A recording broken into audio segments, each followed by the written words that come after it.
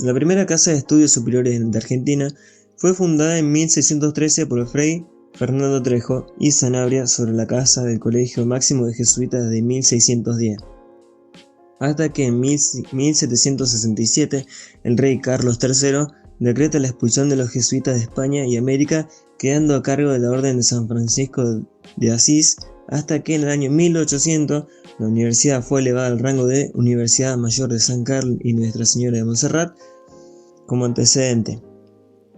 En 1821 se crea la Universidad Nacional de Buenos Aires, UBA. El modus operandi de las facultades continuó con cambios mínimos durante los siguientes años, basándose en una enseñanza que priorizaba el conocimiento teológico, hasta que en 1879 el presidente Nicolás Avellaneda impulsó la creación de 4 facultades, entre ellas la de Medicina, Derecho y Ciencias Exactas. No obstante, la Universidad Nacional de Córdoba no aceptó este cambio y mantuvo sus actividades. Otro hecho importante a destacar es la sanción de leyes número 1597 o Ley de Avellaneda, que dotaba a las universidades de parcial autogobierno, y la Ley Sáenz Peña, que posibilitó el voto secreto y permitió unas elecciones algo más transparentes, y la cesión del gobierno de Victorino Plaza al presidente Hipólito Yrigoyen.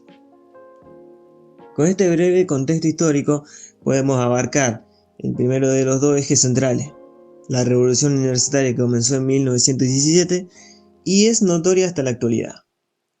Terminando el año, ocurren 2 protestas importantes por parte de los estudiantes, de los respectivos centros de estudiantes de Ingeniería y Medicina de la UNC por horarios restrictivos y la suspensión de Hospital de Clínicas, inclusive dirigiéndose al ministro de Justicia e Instrucción Pública del gobierno de Yrigoyen, el Dr. Salinas. Pasando a marzo de 1918, al no ser escuchado, los alumnos formaron la Federación Universitaria de Córdoba, o FUC. En respuesta, sectores conservadores crearon la organización Córdoba Frates, que defendía el orden establecido y apoyaba al rector Antonio Nores. 20 de marzo de 1918. Las autoridades de la universidad deciden desestimar los reclamos, a lo que los protestantes reaccionan con violencia, interviniendo la policía.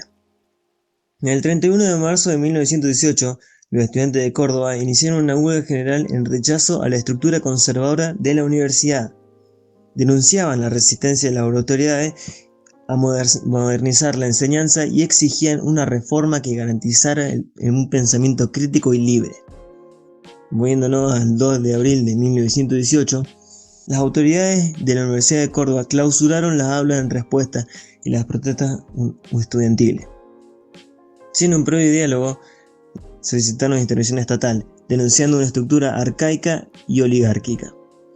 El 11 de abril, el presidente Yrigoyen intervino en la UNC y designó al procurador José Nicolás Matienzo, quien propuso una reforma para democratizar la universidad. El 7 de mayo de 1918, Yrigoyen decretó una reforma que otorgaba a los profesores la elección de decanos, quienes luego elegirían el rector. El 10 de mayo, Matienzo declaró vacantes cargos clave. Y el 28 de mayo, en las elecciones de consejeros, triunfaron casi todos los candidatos apoyados por los estudiantes. La Federación Universitaria de Córdoba, establecida el 16 de mayo, impulsó la candidatura de Enrique Martínez Paz para la asamblea del 15 de junio.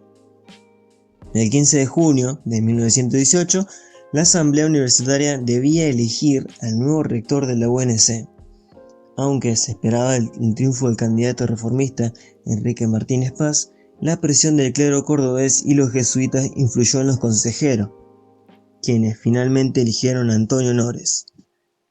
La maniobra fue vista como una traición por los estudiantes, quienes reaccionaron con protestas y enfrentamientos. Ante el fraude, la FUC decretó una nueva huelga general apoyada por estudiantes de todo el país, proclamando la revolución universitaria en defensa de la reforma. Entre el 20 y el 31 de junio de 1918, la Federación Universitaria Argentina convocó el primer Congreso Nacional de Estudiantes de Córdoba.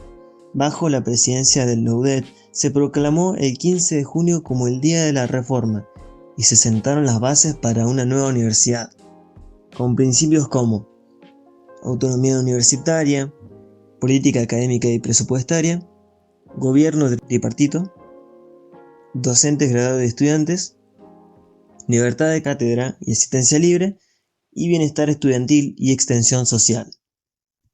El movimiento reformista trascendió la aula y se unió al movimiento obrero, ampliando su impacto social. Las calles de Córdoba se llenaron de jóvenes y distintos morados, hechos con cortina universitaria, se convirtieron en la insignia de la reforma. Pasando al septiembre de 1918, ante la indecisión, 83 estudiantes ocuparon la universidad el 9 de septiembre, declarándola abierta y reorganizando su funcionamiento. Aunque fueron detenidos, logró que el Dr. Salinas asumiera el 12 de septiembre, renovando autoridades y profesores. Octubre de 1918.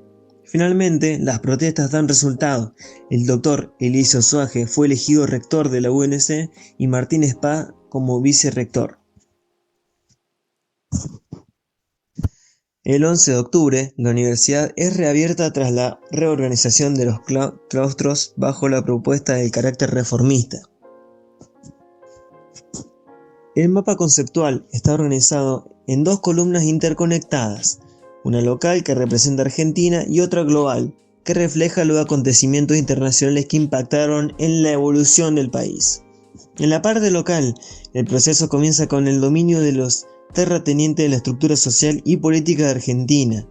Estos grandes propietarios rurales, beneficiarios del modelo agroexportador, no solo acumulaban riqueza a través de la producción y exportación de materias primas como carne y cereales, sino que también ejercían un fuerte control sobre el Estado. Para mantener su influencia, enviaban a sus hijos a universidades aranceladas reservadas para la élite económica, donde se formaban en disciplinas tradicionales como derecho, medicina e ingeniería. Sin embargo, en 1918, ante la indecisión, 83 estudiantes ocuparon la universidad el 9 de septiembre, declarándola abierta y reorganizando su funcionamiento. Aunque fueron detenidos, logró que el Dr. Salinas asumiera el 12 de septiembre, renovando autoridades y profesores.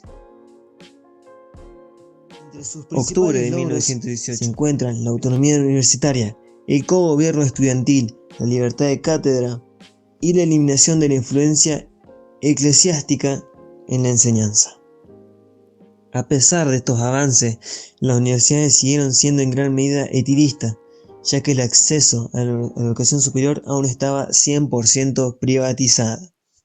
Mientras tanto, a nivel global, la Primera Guerra Mundial, que duró de 1914 hasta 1918, trajo consigo un incremento en la demanda de alimentos y materias primas, lo que benefició a Argentina y permitió sostener un modelo agroexportador.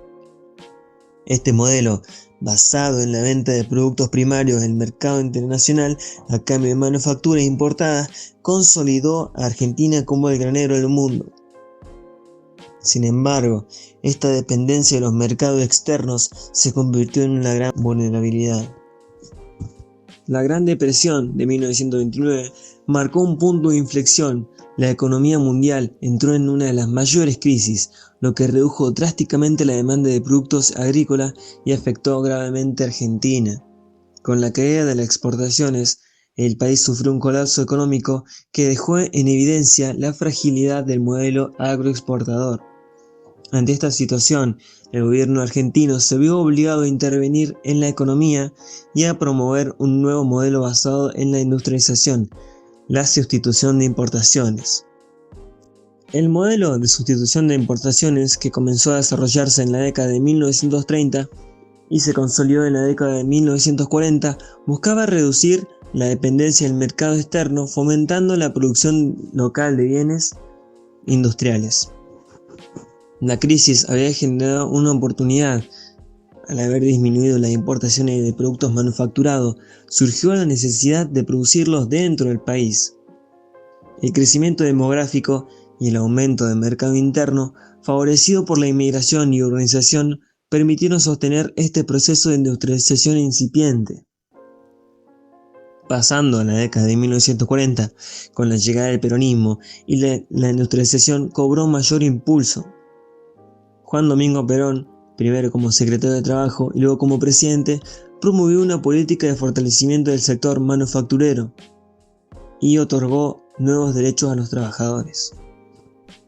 Entre sus medidas más significativas estuvo la gratuidad universitaria, establecida en 1949, que permitió a amplios sectores de la clase trabajadora acceder a la educación superior. Como parte de esta política educativa, se fundó la Universidad Obrera Nacional, UON, orientada a la formación técnica e industrial de los trabajadores. Dentro de esta realidad se han hecho algunos hechos sumamente interesantes, como la producción de automóviles prácticamente 100% nacionales. Esto fue posible gracias al otorgamiento de créditos y apoyo estatal a organismos como el IAME, que pasó a producir aviones automóviles, como los modelos Justicialista Sport, Gabriela Wartburg o el tan conocido rastrojero. Tanto fue el alcance de la industria Kaiser más conocida de los modelos Jeep. Sin embargo, el contexto político y social de la época era complejo. Junto a la expansión de derechos, la llegada de inmigrantes europeos con ideas políticas diversas, incluyendo corrientes de pensamientos más radicales, productos del contexto social del viejo continente, generó un clima de efervescencia ideológica. A su vez, sectores opositores al peronismo, que incluían tanto grupos conservadores como liberales, comenzaron a manifestar su descontento con el gobierno. Finalmente, en 1955, el golpe de Estado conocido como la Revolución Libertadora derrocó a Perón. Este movimiento, encabezado por militares y sectores opositores, buscó eliminar la influencia del peronismo en la política y la sociedad. Como parte de la reestructuración del sistema educativo, la Universidad Obrera Nacional cambió su nombre a Universidad Tecnológica Nacional y mantuvo su orientación técnica e industrial. Ingresar a la universidad pública en la actualidad es un desafío que, aunque es diametralmente diferente a la universidad anterior organizada, no solo en estructura, sino que en el avance de la ciencia a pasos agigantados, sobre todo en ingeniería electrónica o química, que produce que no solo la estructura deba adaptarse rápidamente, sino el conocimiento, valores y cultura deban mutar continuamente. No obstante, guarda una profunda conexión con las luchas del pasado. Los jóvenes reformistas de 1918 se enfrentaron a una universidad elitista, cerrada y dominada por sectores conservadores que negaban el acceso a la verdadera ciencia. Con su lucha, abrieron las puertas a la autonomía, el gobierno y la libertad de pensamiento, sembrando la semilla de una educación que, poco a poco, se convertía en un derecho y no un privilegio. Décadas más tarde, la creación de la Universidad Obrera Nacional representó otro hito en la democratización del conocimiento. No solo era una institución educativa, sino una declaración de principios. La educación superior debía llegar también a los trabajadores, a aquellos que con sus manos y esfuerzo sostenían un país que prácticamente nacía. Era una universidad pensada para quienes antes ni siquiera podían imaginarse dentro de un aula universitaria.